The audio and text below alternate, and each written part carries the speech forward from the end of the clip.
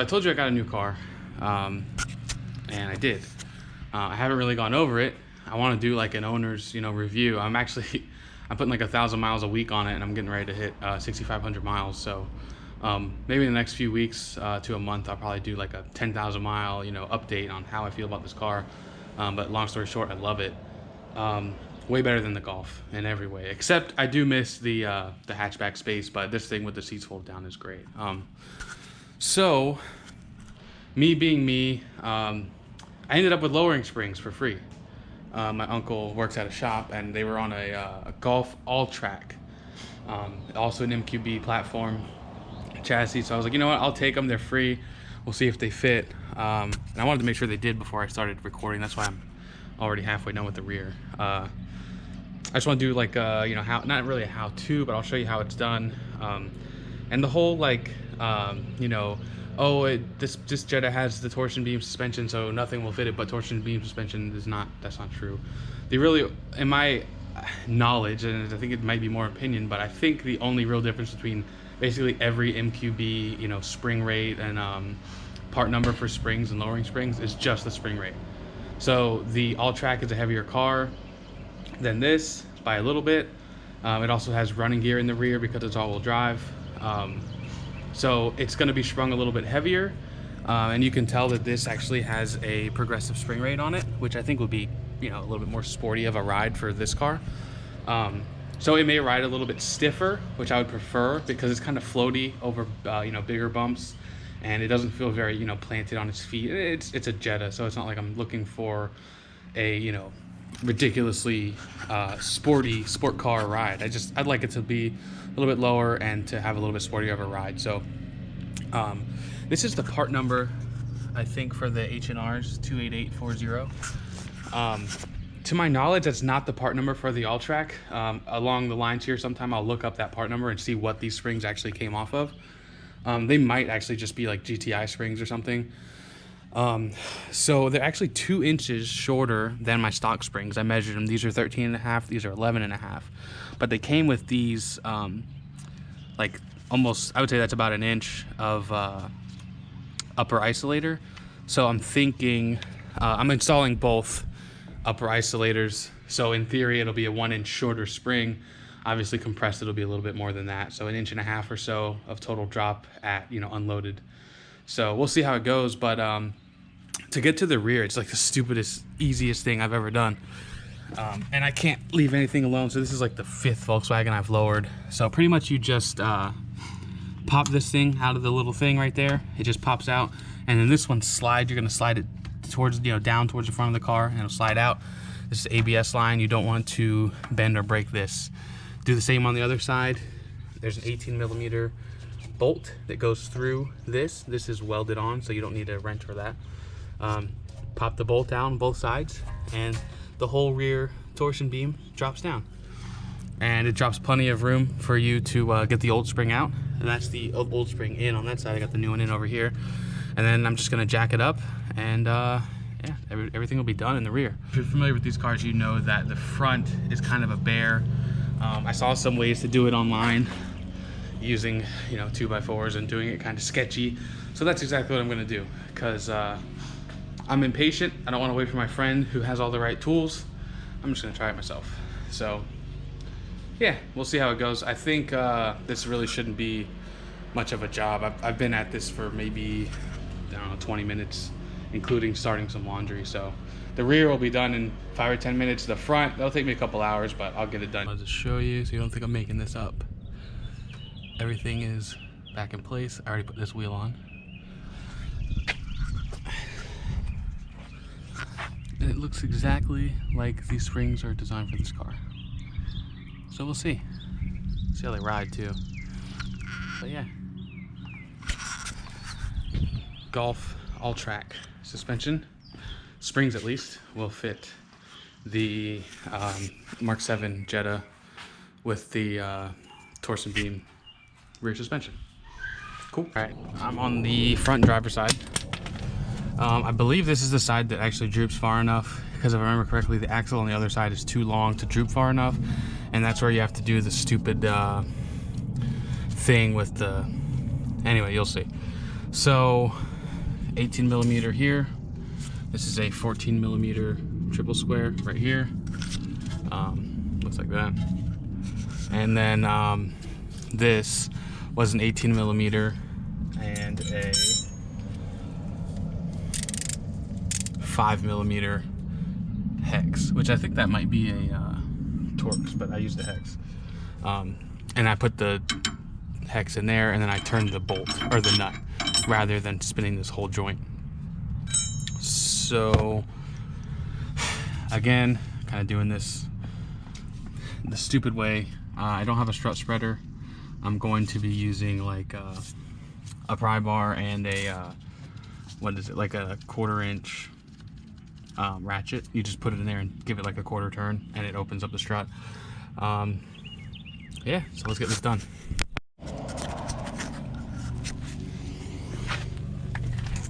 All right, so as you can see, my bootleg strut spreader worked as it should. You basically just put a screwdriver or something in there, wedge it open, get this in there, turn it halfway, and you can see it's kind of cocked diagonally, and then that's it.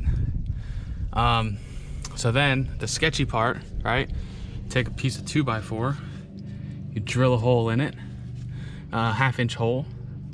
Then you basically jack it up.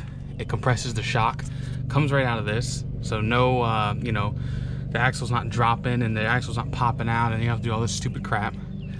And then all I have to do is, gently lower the jack, take the 13 millimeter bolts off the top, and I've got the strut out. Put the lowering spring on, and do the same thing over again. It's done, just like that. Super easy. This is not the first Volkswagen I've done. This is probably my 3rd or 4th. Unfortunately, I guess I just like pain, but it's easy. It's not hard, and we'll see how the all-track springs look on the Jetta. So far, the rears look really good. All right, so I got this off. Same thing. It's about 2 inches shorter up front, but obviously I'm using the stock spring perch and everything, so it should give me, give or take, about 1 inch back. So it's not going to be slammed stupid. And this also has more coils, and it's supposedly as a progressive rate. As you see, they're tighter at the top, so as you get down into a cornering situation, you start engaging these upper tighter wound coils. So I had to break out the old Widowmaker, which again, this is definitely not the right way to do this, but I mean, if it works, it works, right? I'm getting it done. Some people might call me stupid. Some people might call me, I don't know, poor or something. I don't know. But should be done here in a minute. This is the driver front. The passenger front, I heard, is the harder one. But I mean, with using this method, nothing should really be different. So it's like 5:30, and I just finished. I think I started around 1 o'clock, so about 5 hours, I would say, realistically, to do everything. The rear was probably 35 minutes. The front was probably the rest of that time, 4 hours or so. So really, the wood method worked. As you see, like, I had to keep getting more and more junk out, but what I ended up running into was an issue where, like, the strut is too much at an angle like this, to where every time I would jack it up, the strut would go like this. So I just had to fight it. And I ended up having to do the same thing on both sides. So I kind of had to fight it a little bit, but I guess it still beats pulling the axle out and doing all that, which I had to do before. I kind of got good at it, so I probably would have actually saved time if I just pulled the axle out, but it's done. I wanted to finish it using the method that I had started with. Anyways, so yeah, it's finished. These are, again, 28840 H&R part. I looked up the number and I couldn't find them specifically anywhere. I don't know. They came off of a Golf all-track. So that's like what, 17 to 19 or something like that when they start making those, 2015 to 19, something like that. They fit on here perfectly.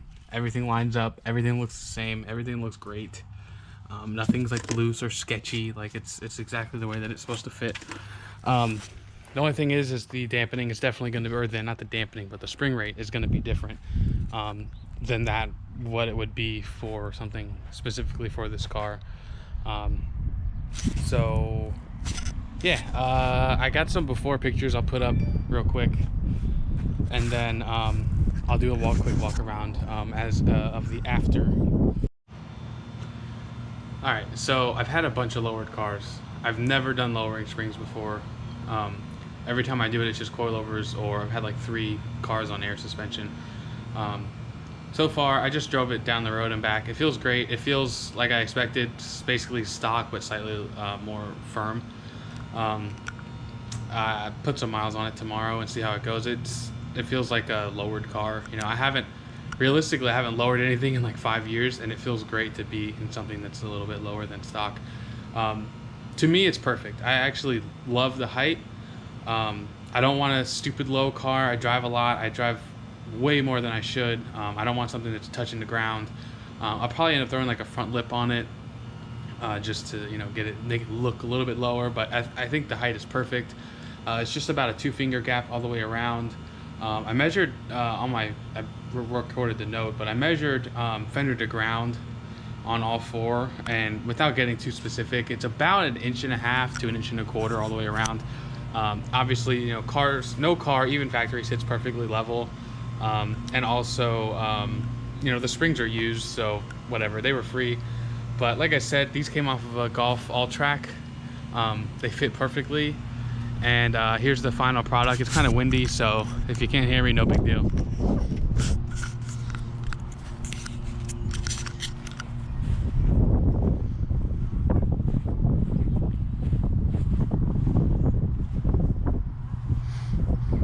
So to me, this is perfect. This is how this car should look from the factory.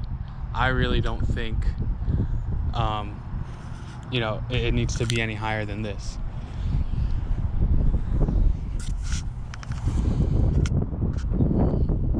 I'm super happy with this. So I also put on a 15mm spacer that I had laying around from my wife's first Atlas. So the actual stance angles are pretty cool. And like I said, this is like a car that I drive 1,000 miles a week in, so I don't need it to be super low or ridiculously, you know, tuck and wheel or anything. I don't want 18s or 19s, because all that's going to happen is it's going to kill my fuel economy. So I get, you know, almost 50 miles per gallon in this car, so I really don't need bigger wheels or tires. Super happy with the 16s, lowering springs. Everything is perfect. This is exactly what I wanted. Spacers. I think I'll put a little trunk spoiler on it, front lip, and then maybe a visor for my roof rack, so it, you know, doesn't make as much noise because it's kind of loud. And I'm done. The Jetta's done. So yeah. So if you have a new Jetta and you have GTI or Golf R or GLI suspension, it'll fit your car. Can't talk about the shocks. I'd imagine they're basically the same too, but the fronts definitely. The rears, I'm not sure if the shocks would fit, but yeah, it's a 2021 Jetta S, and you just watched me put Golf all-track lowering springs on it. So thanks for watching.